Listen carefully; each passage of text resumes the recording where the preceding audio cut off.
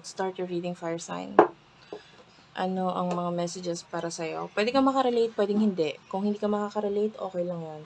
Kung makakarelate ka, pwedeng hindi 100% or pwedeng magkapalit-palit ang roles.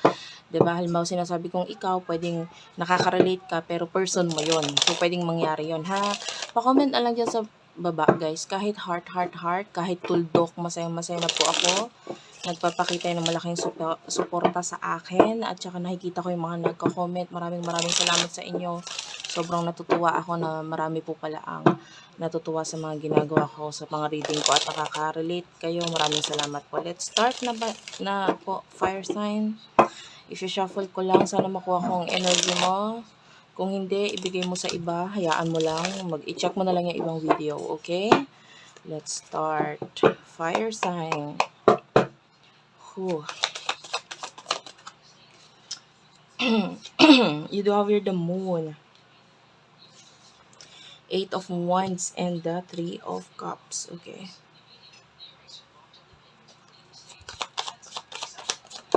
For the person na kakonect mo, 8 of Pentacles. Nakuha ko na itong same energy kanina sa reading ko.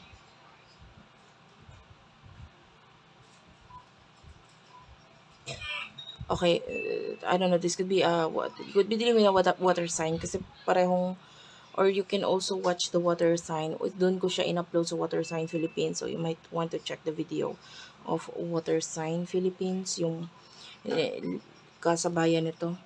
Ang title niya, kailangan niya ng malalabasan ng sama ng loob. So this could be your person, or nakuha ko natin yung energy mo din doon. So you might want to check it out. Okay, kasi same yung energy Anyway, what is the situation sa inyong dalawa ng person na ito? Okay, you do have here, it's safe. It is safe for you to love, for you yourself. And then, getting to know each other. Okay. Separation. And children is at the bottom of the deck. Okay, so nakikita natin dito, the moon is here. I feel like, pwedeng nag-a-appear itong person na to maybe through your dreams. And, wag mong ipasawalang bahala yung mga dreams mo ngayon, because dreams are messages. Our spirit guys, our higher self, our subconscious mind, sa dreams sila nakikipag-connect sa atin. So you will be more magiging ka ng clarity if you use your dreams as like a sign, or if you will use your dreams para mas magkaroon ka ng access to know what is happening, or kung ano talaga yung dapat gawain. So, you have to check your dreams. The 8 of Wands is here. Ito, nagpapakita ito ng action that you should do with regards to 3 of Cups. So, maybe yung 3 of Cups could be friends or people, group of people na nagpapasaya sa'yo.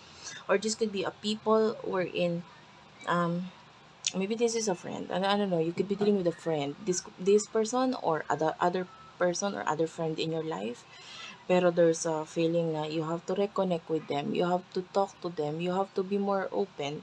Maybe yung iba sa inyo with a fire sign, marami kang pinagagawa ngayon na pwedeng nawawalan ka na ng time sa kanila, or with regards to these people. Kasi, the more na nakikipag-connect ka, the more na nagkakaroon ka ng connection sa iba, with the getting to know each other, pwedeng mas na i-open mo yung sarili mo to opportunities, mas na i-open mo yung sarili mo, nagkakaroon ka ng mga ideas na maybe in the past wala ka ng mga ideas na yun. Like, now are the ideas, pwedeng mas lalabas sila ngayon. So, use your dreams, use your maybe friends. You have to connect with your friends during this time.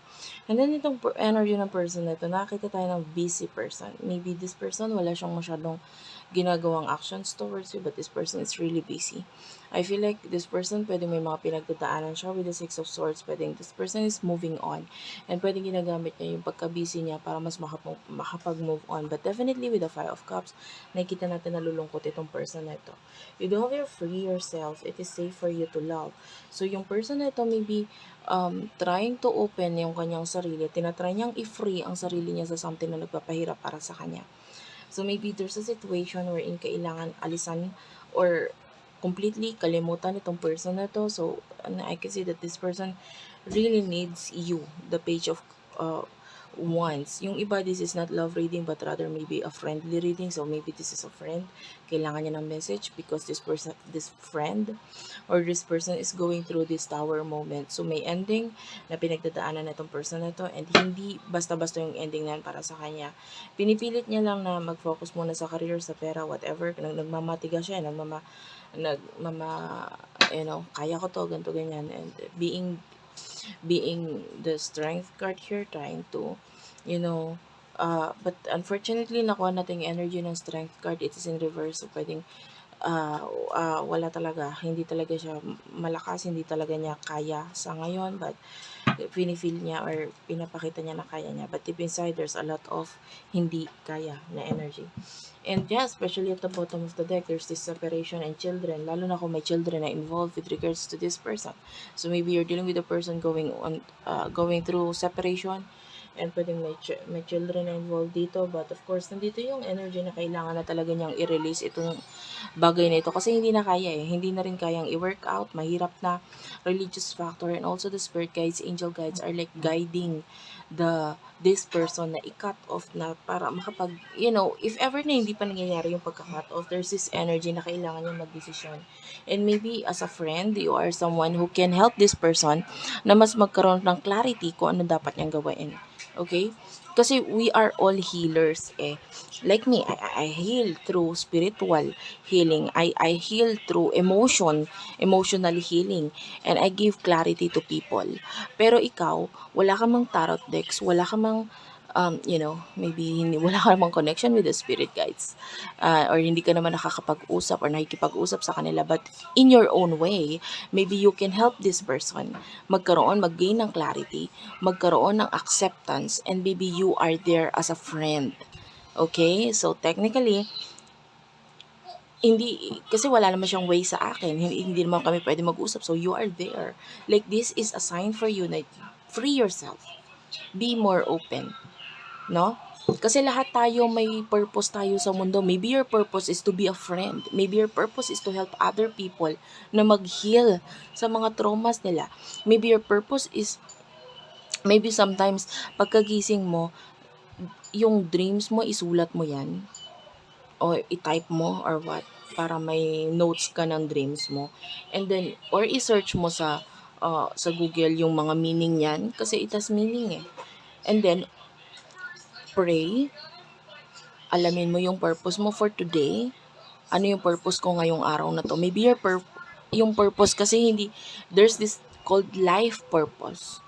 Okay, there's this called life purpose. Tutulungan ka ng spirit guides mo, angel guides mo para makapunta ka dun sa purpose na yun. Like for example, ako. This is my life purpose. But what is my purpose for today? Diba, anong purpose ko ngayong araw na ito? Maybe your purpose for today is to heal someone emotionally. And ito yon, kasi yung person na ito, your friend, is going on through something and kailangan ka niya. Your purpose is to help your friend. Okay? So, what is here in the near future for you?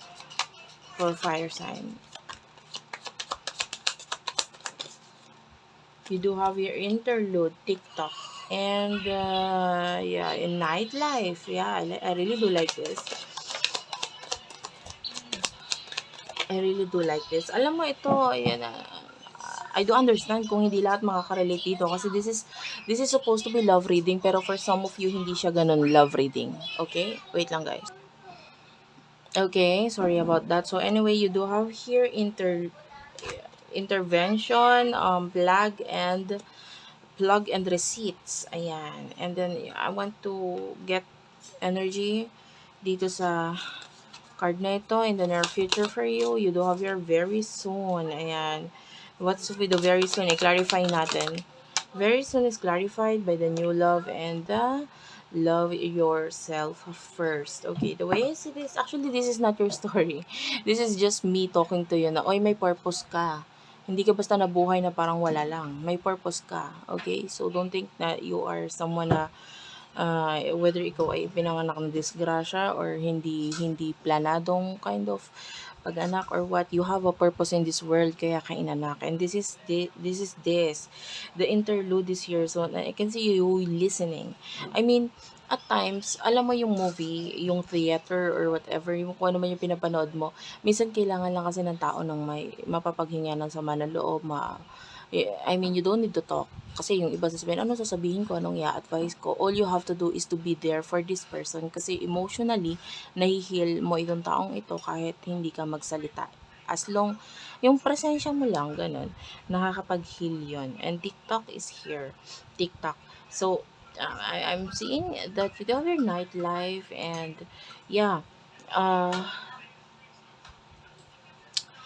um, like I can see a nightlife and showing to me na parang, alam mo yung literal na barkada, literal na friend. So in the future, I can see you being happy. There's this nightlife for you with a friend, with a person. Parang kailangan, parang through thick and thin, alam mo yon. And during this time, kailangan ka na itong person na to, parang be there for this person. And ilabas mo siya, pumunta kayo sa ano, mag-inom kayo if that's your thing. Mag-inom kayo, ipunta mo siya na magiging happy siya, etc. And learn this, teach this person to love his or herself. Yun yung magagawa mo eh. 'Di ba? I-appreciate yung kanyang sarili. And the way I see this, you need to help this person na makapag-decide siya regarding sa kung ano yung mga dapat niyang gawing decision sa buhay niya. And yun nga, matutulungan mo siya na ma-heal or magkaroon ng respeto sa sarili niya and may invite itong kanyang new love or new person sa buhay niya. And that's your thing. You do have your crush and sad, broken, feeling alone. So, this is the feeling na nakukuha natin with regards to this person. Pero nakikita natin na hindi naman laging ganun na lang, di ba? For example, ayan, katulad sa picture, there's this bike na nasira. Hindi lagi tayo dapat mag-focus sa sirang bike. Mas mahaba yung road dito with the projected. Unfortunately, yung crush na ito will not help you na makarating doon sa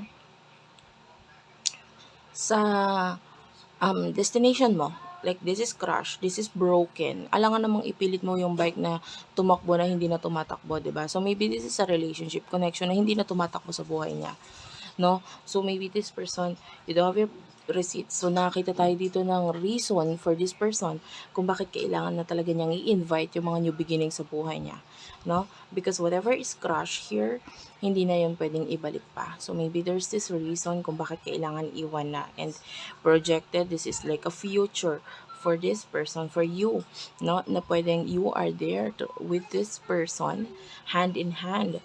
Pwedeng matulungan mo siya na ma-achieve yung mga gusto niya ma-achieve days and weeks after this problem na ito na ano niya. Plug is here, like this is advice sa'yo, sign sa'yo, stay connected with this person. Kailangan niya ng rescue, kailangan niya ng help, kailangan niya ng person that would understand him or her, and that is you. And you do have your separation, yeah, maybe there's this separation na nangyayari sa person na ito, and this person needs you. Your spirit guides are calling you, the world, the universe is telling you, kailangan ka ng taong ito. You need to do your purpose. Okay, thank you for watching, guys. I love you all. Please do like and subscribe to our channel, Unicorn Princess Tarot. And by the way, hindi iba ito sa energy nung, like what I've said, Water Sign Philippines, yung video na in-upload ko doon, kailangan niya ng malalabasan ng sama ng loob. That could be you and your person, or that could be your person going on through something, and pwedeng yung connection niya is mababanggit din natin doon, or yung situation niya. Okay, so check mo na lang yung video. So thank you for watching. I love you all and bye-bye.